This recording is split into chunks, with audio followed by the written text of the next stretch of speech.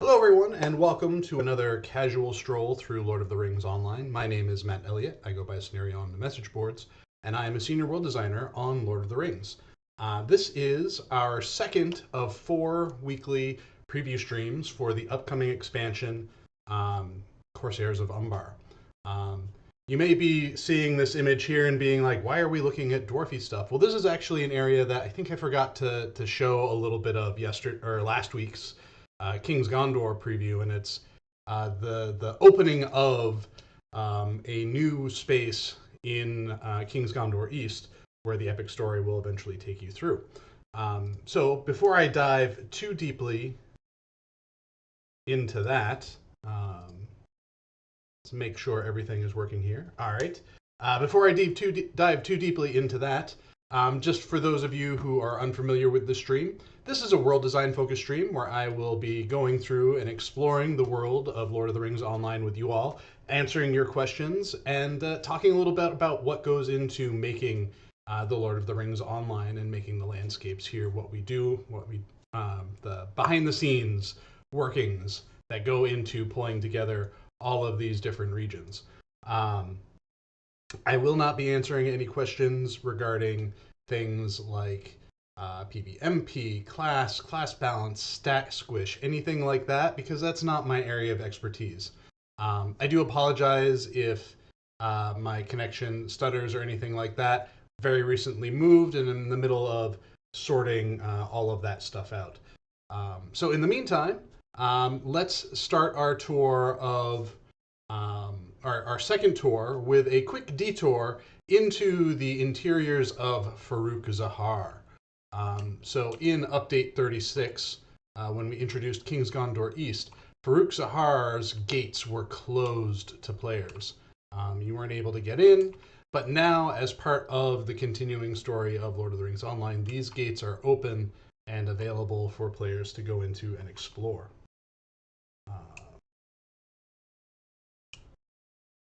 So this is still, as with everything that is being worked on in these areas, this is work in progress. So you see the day file switch happen there. I've been thinking a little bit on what I need to do to kind of fix that up a little bit. But we are in the interior of Faruk Zahar now. It's comprised of a couple of courtyards and a handful of interiors, and could potentially expand further if we so decided to in the future. But for now, this is what we're sticking with. A great feast hall, some doors off to the side that aren't openable, as well as a few that will take you into some smaller interior spaces. I'll show off a couple here before we head in. There's an armory, there is the kitchens, which is what we're in right now, and a couple of guest houses for characters of certain importance. I'm not going to spoil who shows up in this space, but the epic story will be taking you here.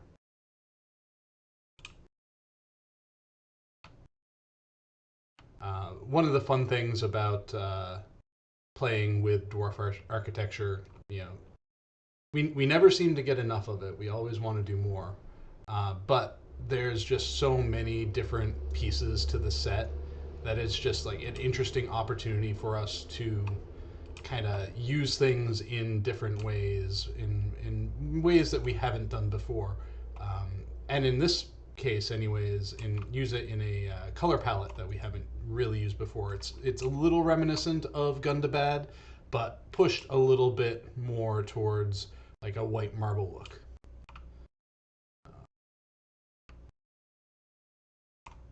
So there we have it. We have the interiors of Faruk Zahar. Wanted to bring in some trees too, because as much as hard and rocky as the dwarf architecture set usually is, it's always nice to bring in something a little bit organic once in a while too.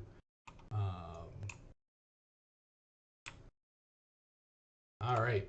So we've explored Faruk Zahar just in time for the day file to change, but really what everyone is here for, we are heading off to the lands of Outer Gondor. Outer Gondor actually is comprised of 2 distinct regions. We have Onphalos in the south, and we have Penathgelon in the north. Onphalos is a little bit more arid, a lot more coastal, whereas Penethgelen is kind of the breadbasket of Gondor. It's not connected very well to the rest of Gondor, with this one lone bridge here kind of connecting it to the rest of everything else. But as you can see, we are making our way across the bridge.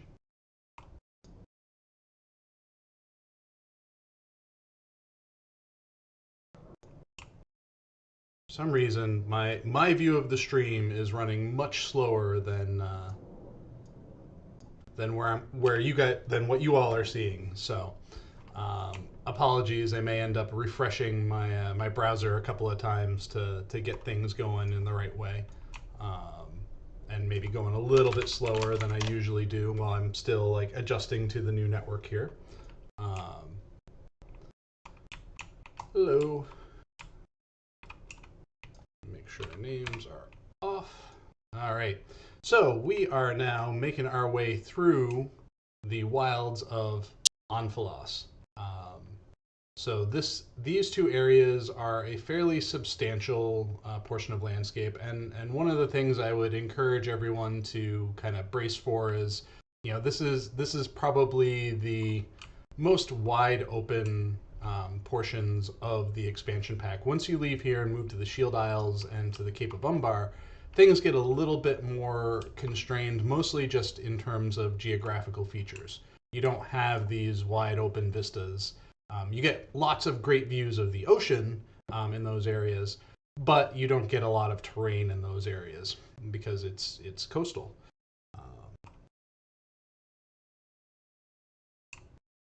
Let's see if we can get a good view of Dol Amroth while we're here. I might just cloak because one of the things that is distinct too about starting to do these streams in current level cap areas is things will threaten and attack me now, and that's just gonna slow us down as we are exploring. So you can see the White Mountains to the north here, as well as Tarlong's crown, I think it is, or neck, one of the two, that heads north into the Blackroot Vale. We kind of, last week when we were doing the tour of King's Gondor West, Western King's Gondor, we came down this valley here and did a little bit of a peek out into Onphalos.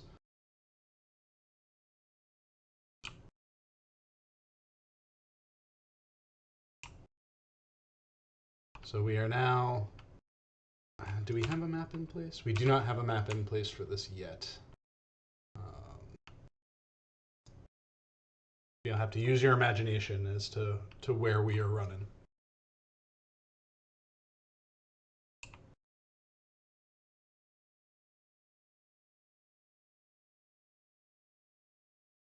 I was going to stay on the road, but I think I'll kind of skip off the road for right now and make my way through the wilderness. We're going to head first to the town of Melgobas. This will be the first town that you encounter in Onphalos, and hopefully it offers a bit of an impression as to what the look and feel of the villages in at least Onphalos are going to be. Trying to push them a little coastal, a little bit more Mediterranean in feel than just giant brick structures everywhere. So Druid's Fire asks, are these some new rocks and tree assets? These are actually not new rocks and tree assets, though one of the things that we always try to do whenever we are building a new region is find interesting and unique ways to combine assets. Excuse me.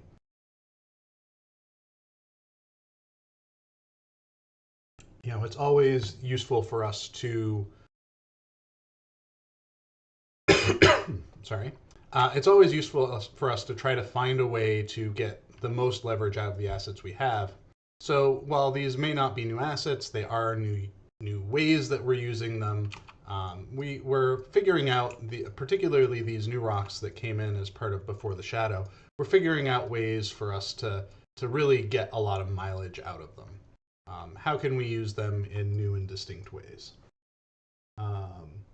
There was another question further up from Dan the Man asking, could the team look into making the camera stay above foliage when the camera angle is low? That's not something we have specifically on our radar as far as foliage and whatnot goes. I have certainly seen ways that different games kind of manage that, and some of that is making certain assets invisible when they are a certain distance from the camera, and that may be an approach that we can take for that sort of thing. So here we are in the little village, fishing village of Melgobas, trying to make it feel like it's a Gondorian village, but kind of push it in a direction that feels less, big imposing structure and more like quaint villagey. That's kind of the hallmark that I wanted to have throughout all of the little villages in these regions. Is these aren't the like big impressive Gondorian fortresses. These are little villages out on the fringe that have remnants of Gondor, but are not as imposing as something like Dol Amroth in the distance. A second.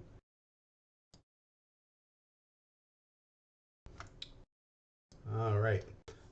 So yes, Tyranitis says, can you please show the map? The map is not currently available yet. It's in process. We're working on building it.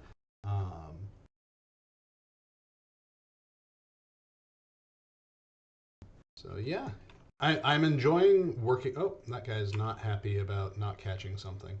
I've been enjoying playing around a little bit with the kind of coastal assets here. It's a different kind of coast than what you would see in Shield Isles, which we'll see next week. It's a bit more rugged, kind of honestly like a little like gray and sad and a little gloomy. And that's somewhat intentional to kind of act as a counterpoint to when we go further north looking towards Peneth Gelen. So yeah, here is Melgobas, your first village and quest hub in Outer Gondor.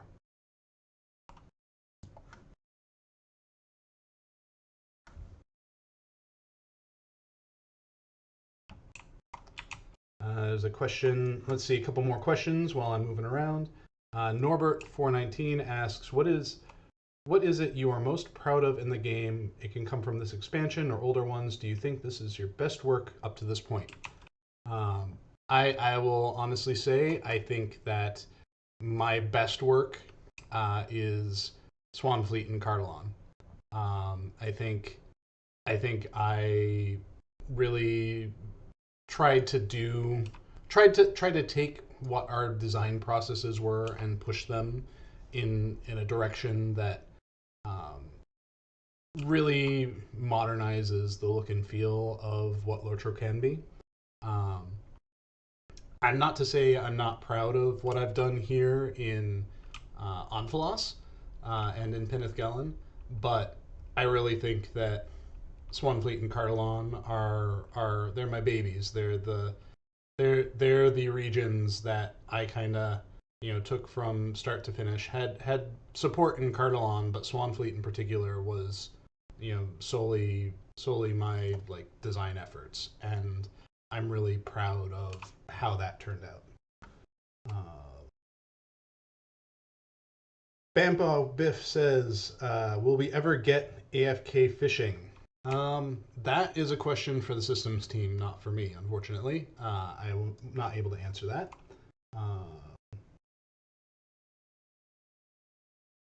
Quick Us Me says, do world designers add little Easter eggs that are possible to find but not very obvious? It usually depends on what time we have and how we're inspired to do things. I think particularly when we're building towns, we all have these little like finishing touches that we like to add to things to kind of show some of our character in the work that we're doing. Occasionally we will put in little Easter eggs. But generally, when we are building out a region, the little like quirky things are more about, you know, us wanting to add character to the space.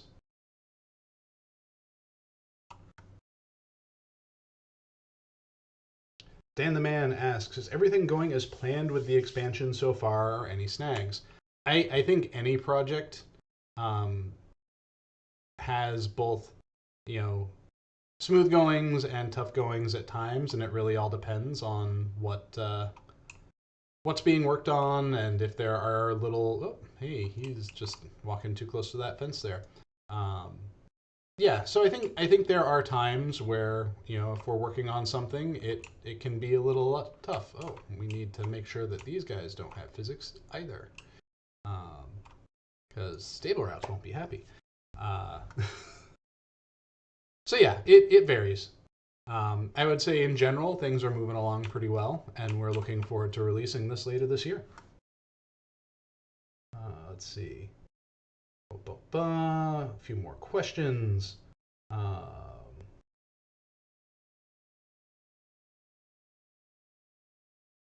Let's see. Can you explain what happened with the giant rock that appeared on the road in Bree to set this record straight?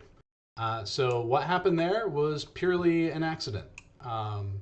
You know, there are some times where, you know, something gets copied or pasted completely unintentionally, and that was that case. I think we were trying to do some optimizations in Breland, and what was a fence post ended up accidentally getting selected and turned into a rock as part of a bulk edit. So, so here we are in Barrett Fame. This is another little quest hub on your way through, as well as a major POI. We want to make sure whenever we're building a region that we, you know, have, you know, points of interest that you can both see from a distance and kind of navigate your way towards, as well as when you get to those places, give you great vantage points out over the areas that you've both come through and are going towards.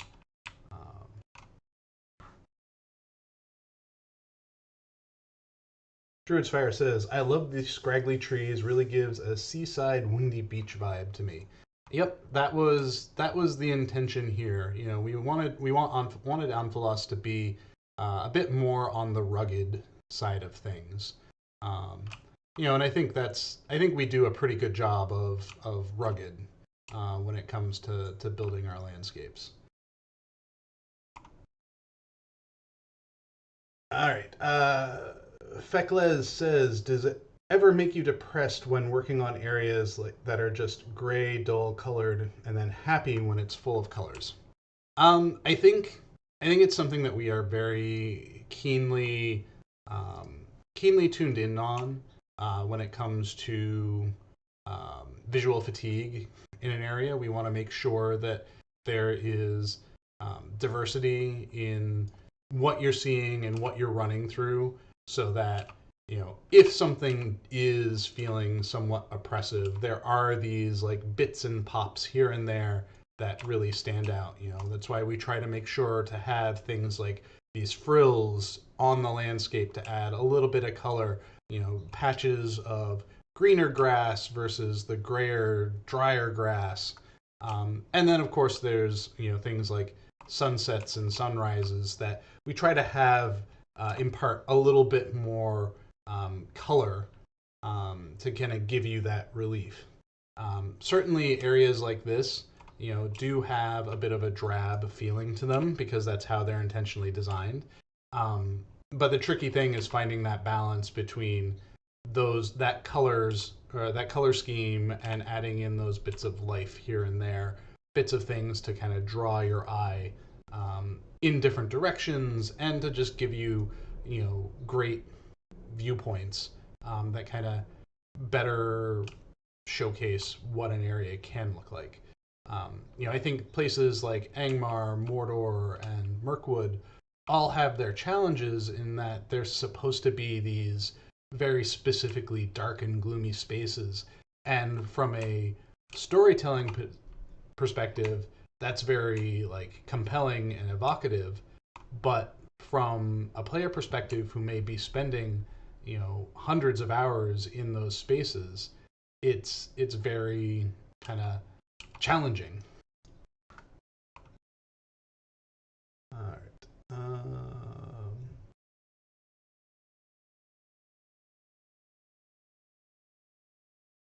Let's see. Do you draw? So Trish Lambert asks, do you draw from real life landscapes in your world design? Yes, we do. Very often we will start by researching. We'll have a sense from our research as to what an area might be inspired by, and then from there we start looking at real world locations to kind of get a sense for color palette, look and feel, the kinds of plants that might be in those areas beyond what is specifically called out in the lore. The source materials very often will incorporate specific plants and fauna that are supposed to be in those areas. So we'll take those, but then we need to kind of extrapolate from there and figure out what's next. Where do we go from there?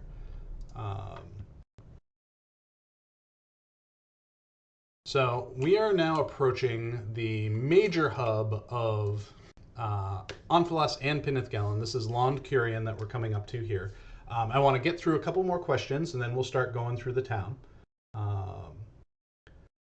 So above Manwy says, is there a chance of adding traveler merchant NPCs throughout Middle-earth, or just travelers? Seems some areas feel a bit dead where it's supposed to be a trade hub, like Dale or Erebor. That's certainly a possibility. One of the things we try to do, and we'll see this as we walk around here, is through our town color, impart a sense of being lived in with color NPCs, with interiors such as like these auction halls that kind of there we go. Like I said, alpha, we're working on it, where we can kind of showcase the life of the places that we're being in. I think the tricky thing about doing things like vendors and whatnot is always, like, what do they have to sell? Is it worth the cost of placing a full-on NPC when you could just have a static guy like this walking around kind of inspecting his wares? It's always kind of a tricky thing to figure out. One of the things that I experimented a bit with here in Lond Curion is the use of our scene file tech to kind of deco out, do like a first pass deco pass on things. So take the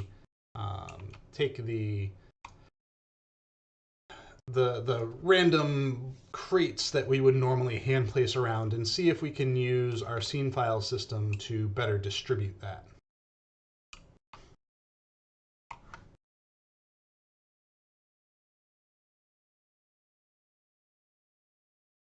All right, let's see if I can catch up on some questions.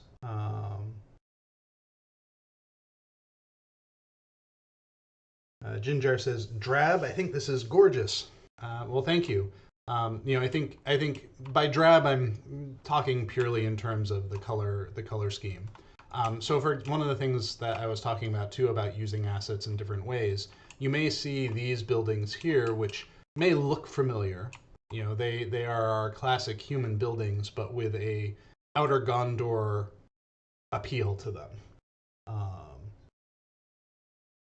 Lost Shire Hobbit asks, what made you decide to include Outer Gondor on the road to Umbar? Was it natural thought, or more of a, hey, let's expand this way whilst we're going out to Umbar? I think it was a little bit of both. There was certainly an interest in coming out this way as part of work that we would eventually be doing, and it just so happened that our content designers, Made of Lions in particular, had stories in mind when it came to these areas. So it felt like a good way to go. also because we're leaning into the Mariner and wanted to eventually get to Umbar, it kind of made sense to stick somewhat coastal, at least as much as we could, which is why we went with King's Gondor, why we went with Outer Gondor, to kind of continue along the coasts of everything. One of the things that we've done here too, as part of Curion, is we have a bunch of little social interiors as well. I know when we built Swanfleet, that was something that people were really interested in having more of. So with Curion and with AUST Arendir, another major town in the area, we've got a bunch of social interiors here for people to explore and use. But all of them also have their own NPCs placed with them, whether it's trainers or certain vendors. They're kind of scattered throughout the town here.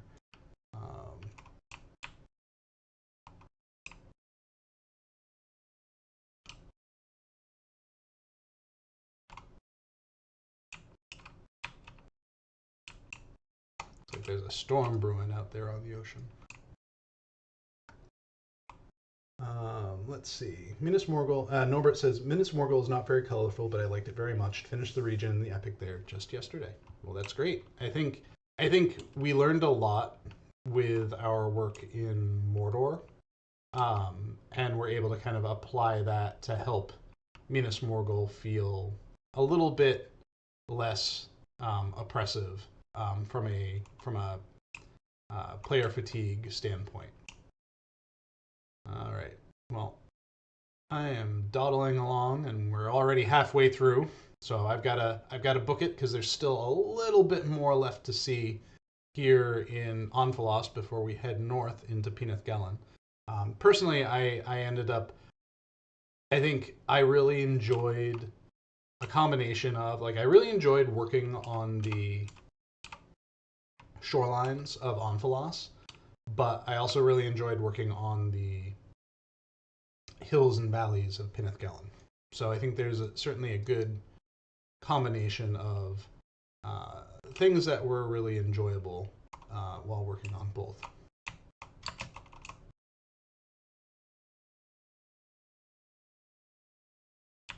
You can see Peneth Gellin from here up to the north where that causeway is.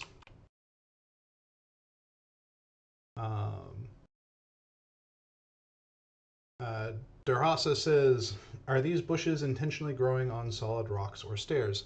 Likely if it feels like there is a bush growing on stairs, then that is very unintentional and something that we'll be able to fix through bug reporting and as we continue through unit testing in QA. Duded John says, are there any plans to introduce flight into the game someday? I don't think flight is really something that is appropriate for Lotro lore. Certainly we're not going to add flying mounts or stable masters anytime soon. We have a couple of kind of travel routes of opportunity that are associated with the Eagles, and those are very limited and specifically associated with the Eagles for story purposes. But in general, both our game world is not built to support flying, and the creatures that really exist that in the Tolkien mythology that are friendly to flying, or that are flying, aren't really the kind to suffer passengers for very long. Exterminator 94 says, I think dark and oppressive zones like Angmar and Mordor serve an important purpose in contrast to the more pleasant zones. Yes, and that is one of the reasons why they exist. You can't have your highs without your lows, right? You can't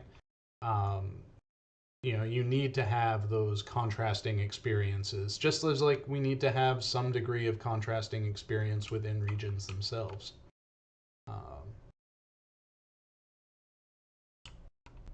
These were fun little areas to build, just these little port towns. little villages here and there scattered around. Currently, this one's occupied by Corsairs.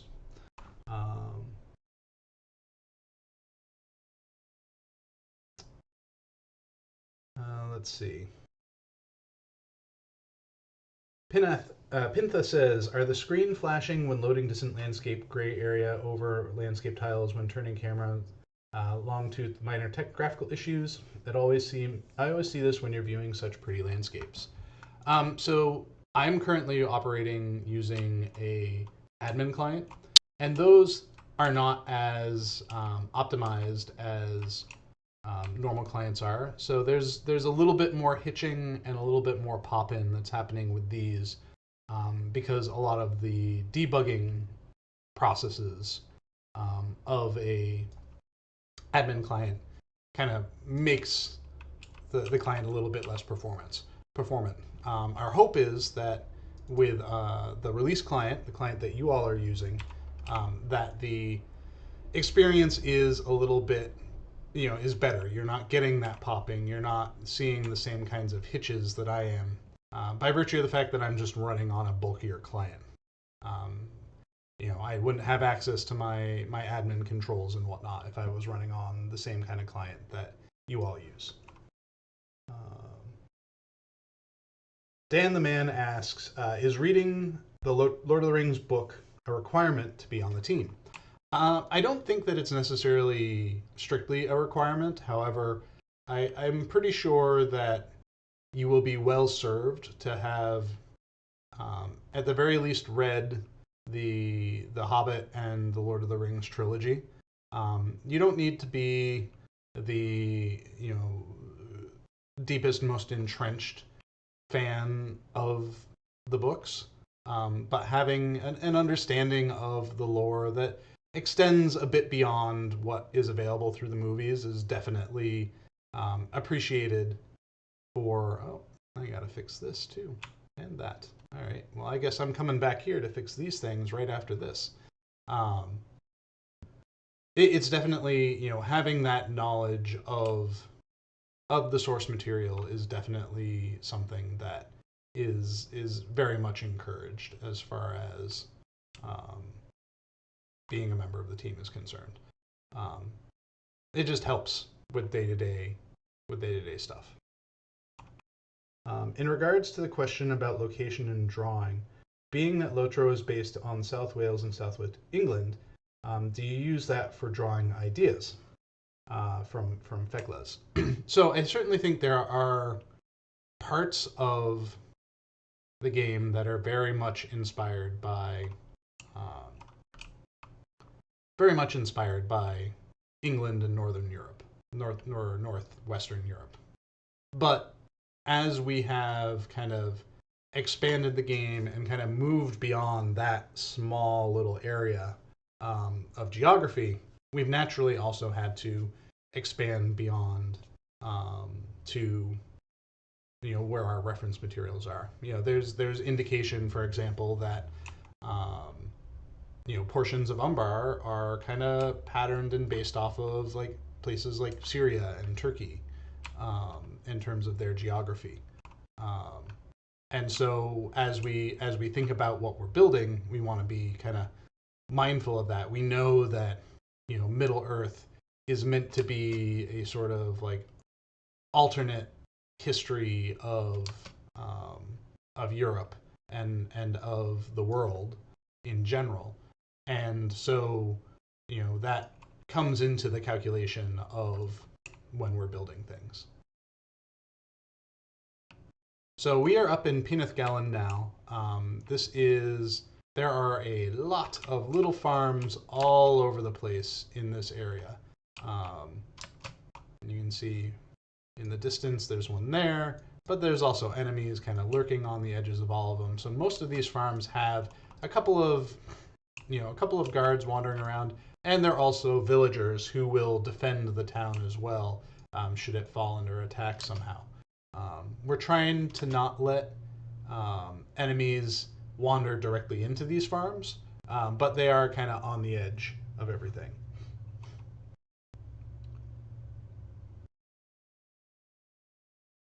Let's see. Quick says, do you work on instances and raids? And if so, how different is it designing for the open world?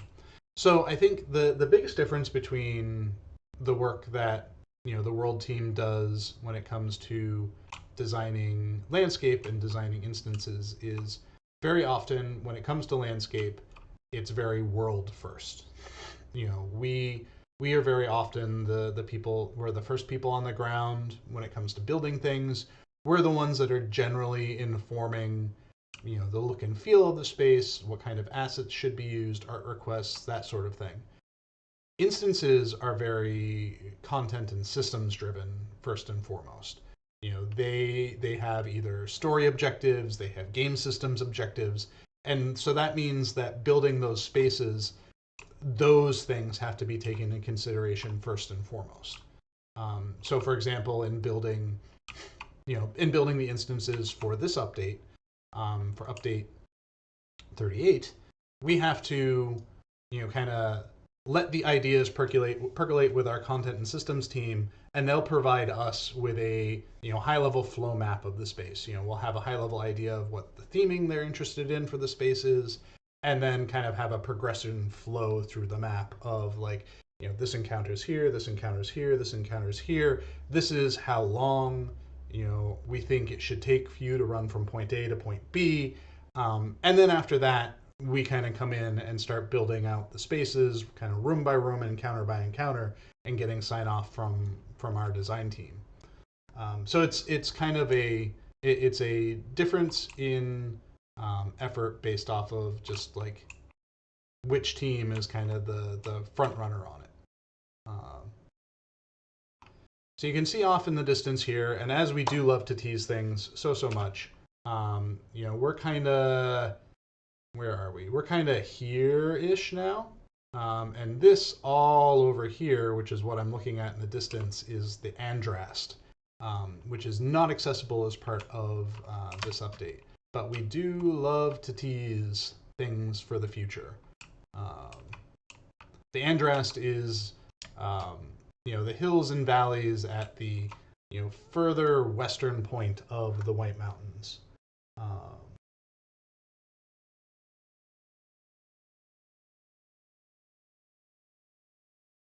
Let's see. So Druid's Fire says, wait, was that a lift? Does it work?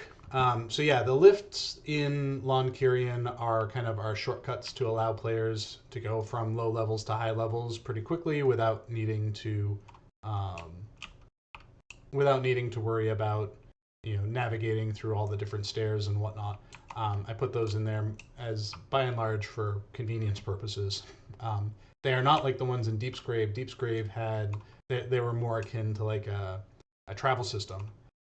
Whereas the lifts here in Curion, there's just the top and the bottom, and that's it. So there's no huge, there's no selection happening. You'll just run into it and you'll teleport.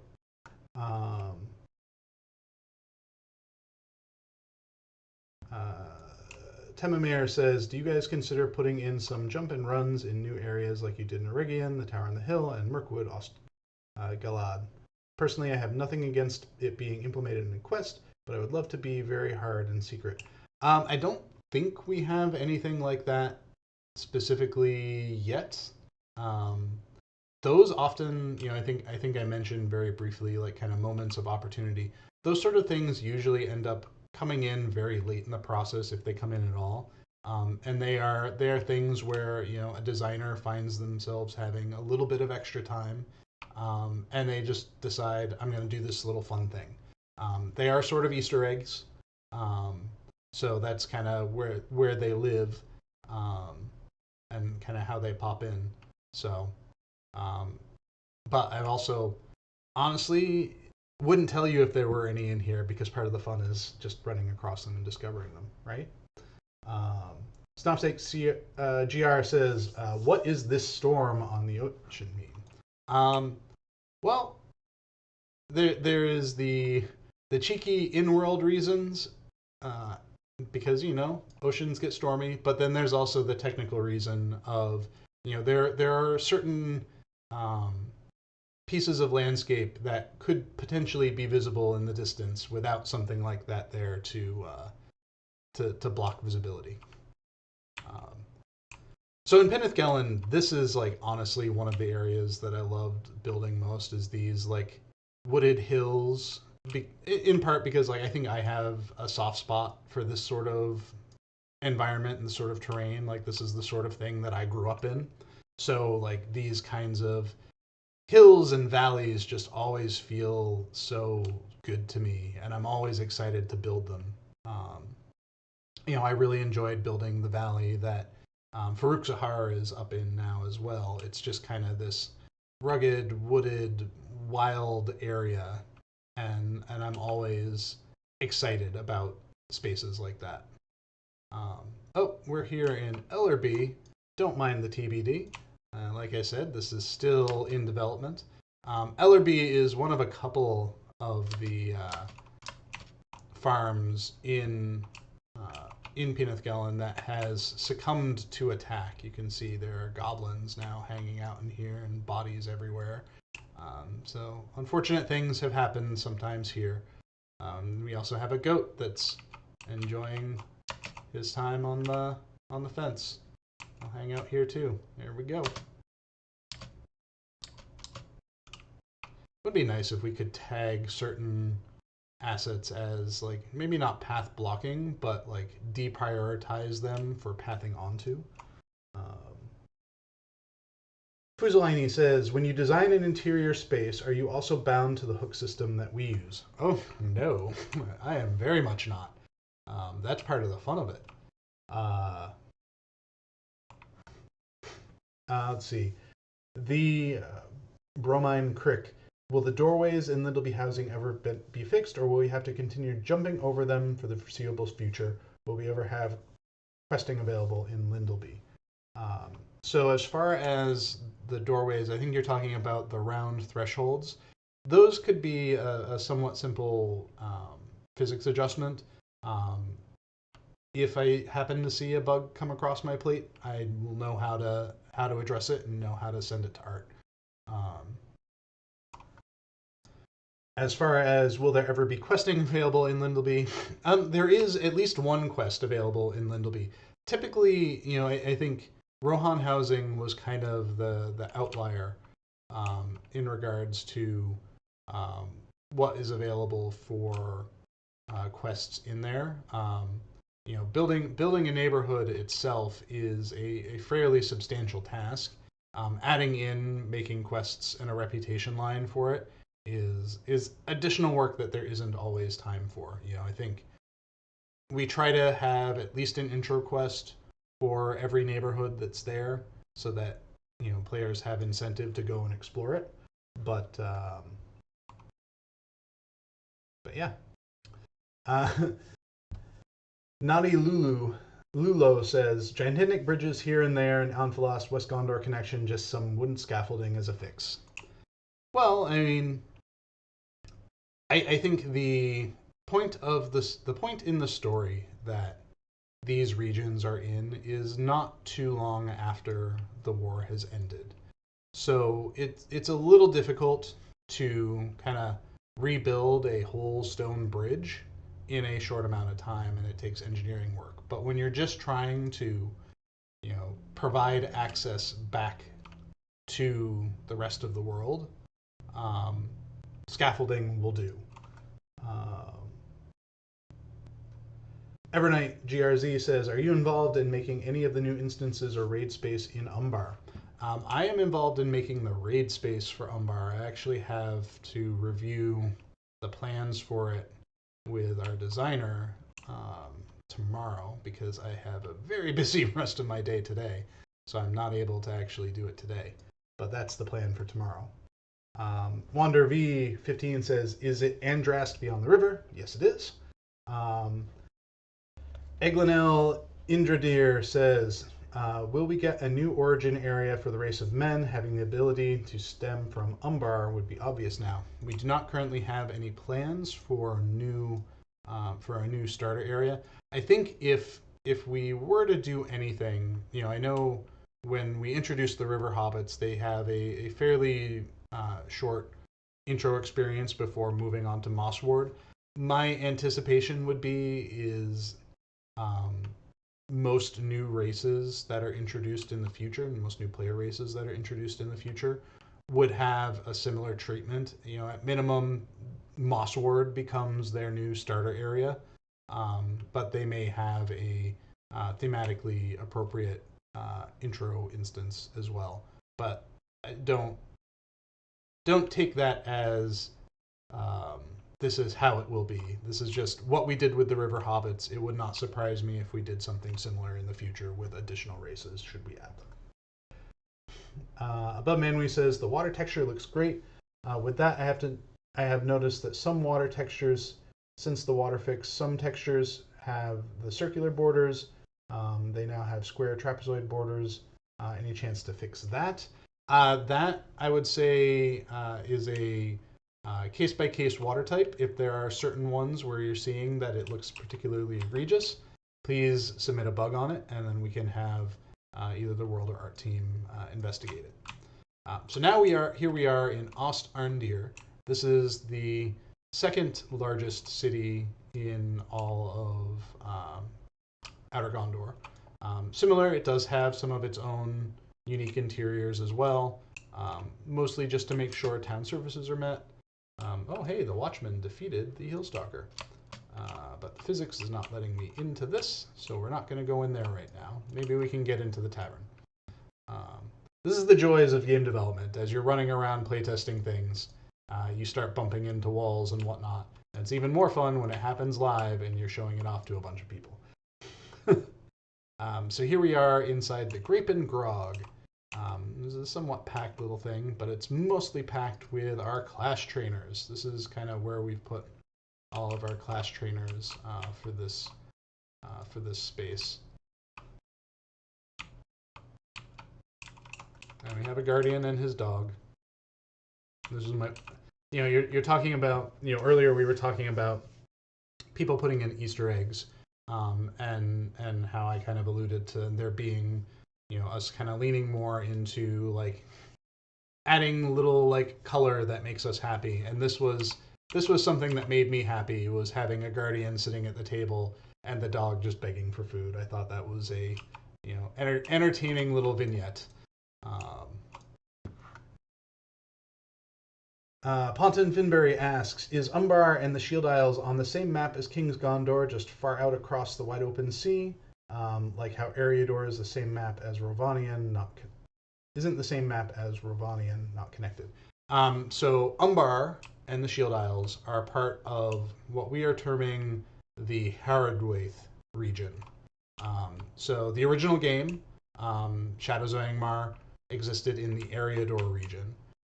Then once we moved into Moria, we introduced the Rovanian region.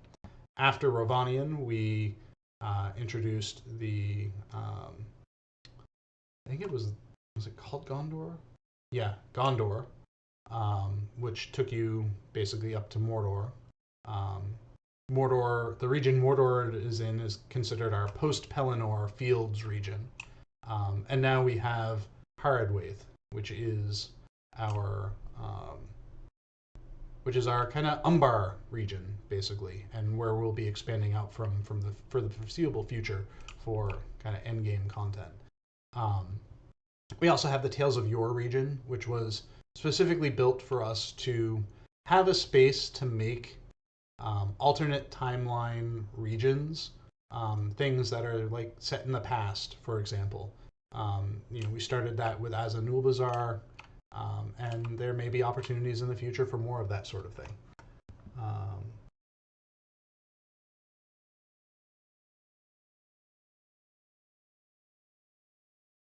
Let's go down through.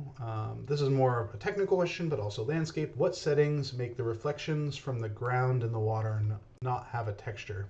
They seem to me if they are missing the final layer of textures. If you're talking about the little water puddles, those are usually a post-processing effect. So if you have certain post-processing effects turned off, those things may not be visible to you. So yeah, now we're climbing up the mountains because these are like some of my favorite things to build, and getting great valley views. Let me set the time of day.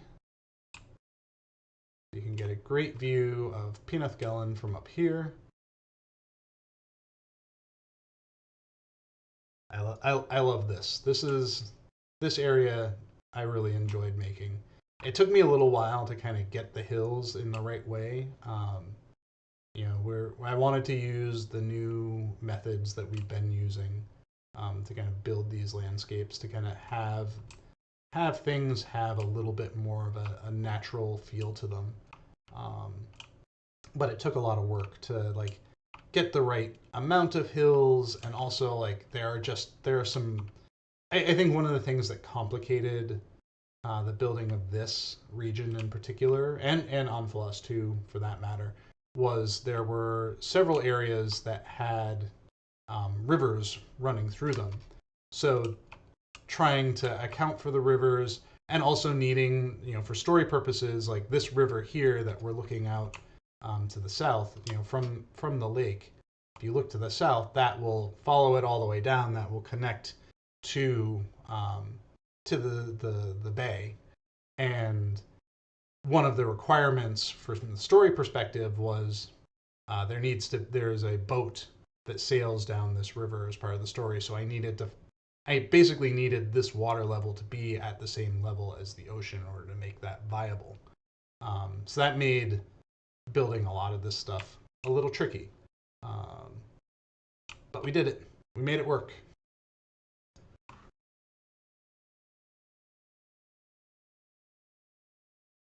Let's see.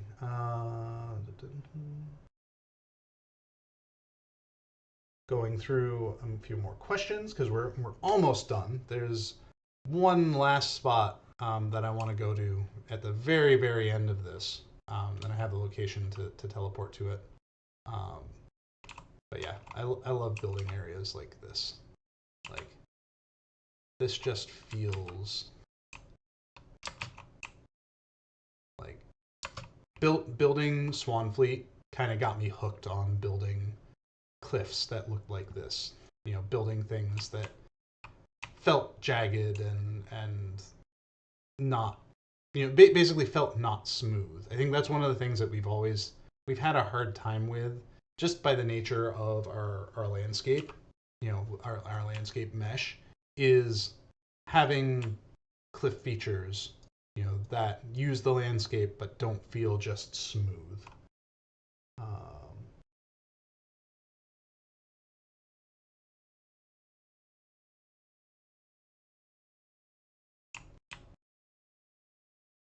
So Feckless says trees swaying would be an awesome look to make it look like the wind was affecting things. That's actually something that we are, not for these areas, but for a number of the brand new trees that we are introducing in the Shield Isles and Umbar. They will all kind of animate based off of the weather that's happening. So if it's, you know, we can, through our day file systems, have a wind setting, which usually only really affects like the direction that things like rain and snow fall in. But for Shield Isles and Umbar, that wind property will affect the trees as well, and you'll be able to see them swaying a little bit. We've done it a little bit before in very limited spaces, but this is the first time where we're using it a bit more heavily.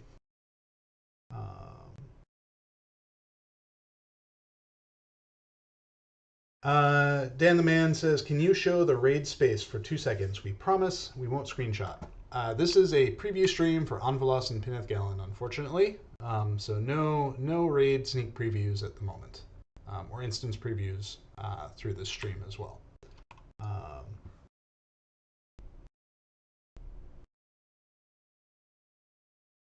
Do you know if Bullroar will open this week? I do not know what the current plan or schedule is for Bullroar, so I am unfortunately unable to answer that question for you. So, but what I will do is work my way up to this vista, answer a few more questions, and then go to the last spot that I wanted to go to kind of leave off this stream and to prepare everyone for the next one. Let me rocket jump my way up. This is not an accessible area, FYI, but it is a great vista. All right, let's take a look at some of these remaining questions. Why are you using statues of Argonath everywhere in Gondor? Isn't Argonath supposed to be unique? So I'll be honest, like these statues are part of our Gondor set, and we've used them, I believe, elsewhere before. Particularly, I think they're used in portions of Minas Tirith as well.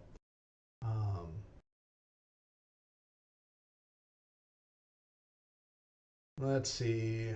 We need more Tales of Your Regions. That was an amazing area. I think we were really excited about building the Tales of Your Regions.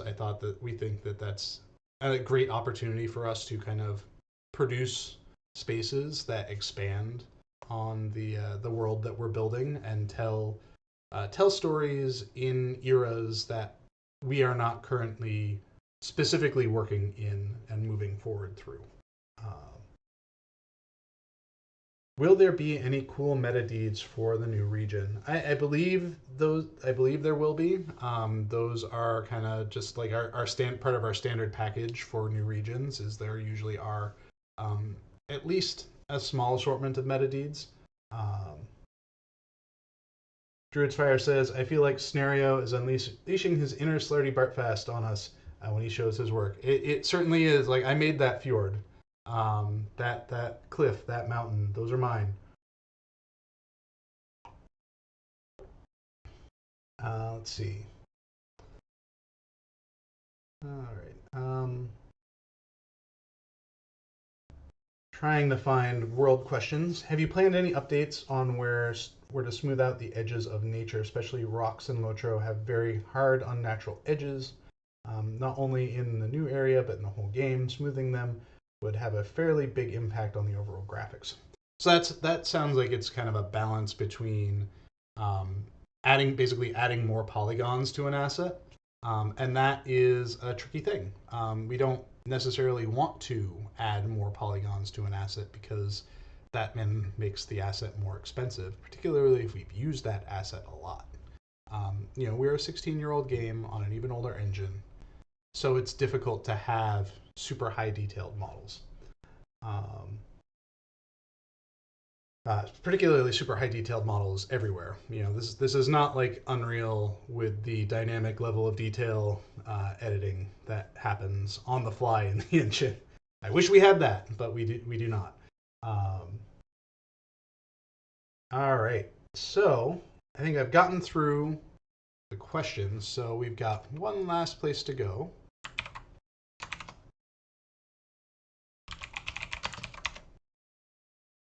This is not where we're going. This loading screen is not where we're going. But when the loading screen dumps us out, that is where we'll be when it loads. If it loads, it may not load. We were already kind of there. All right, well.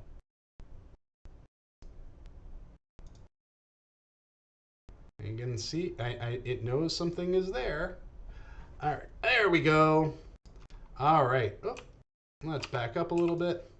So here we are back in Curion, and we are speaking with our far-ranging Dockmaster. So as part of traveling around King's Gondor and Outer Gondor, we're expanding the dock system. This isn't going to be boat pants or anything like that. This is kind of similar to what we did on the Brandywine River and all around Lake Evendim. But as you can see here from this Dockmaster, you'll be able to go to places like Dol Amroth, Pelargir, Umbar, and Halrax, which is the major hub inside the Shield Isles. So with that, it being 301, as much as I want to click on Halrax and bring you guys there, we're going to have to wait until next week. Next week will be our Shield Isle stream. We'll get you all into the tropical jungle island mood. And we'll explore that as part of our next casual stroll. So thank you everyone for being here. Thank you for answering or for asking the questions. I was happy to answer them. And thank you for my technical difficulties patience as I'm sorting out the new office in the new house. So thank you everyone, and be sure to tune in this time next week where we will be exploring the Shield Isles. Everyone, I hope you have a great afternoon, a great week, and we'll see you next week.